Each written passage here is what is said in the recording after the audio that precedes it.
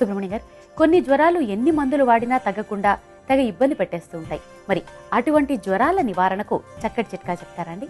కొంతమందికి జ్వరం వచ్చిన తర్వాత ఎన్ని రకాల ఔషధాలు వాడినా తగ్గకుండా చాలా ఇబ్బంది పెడుతుంటుంది.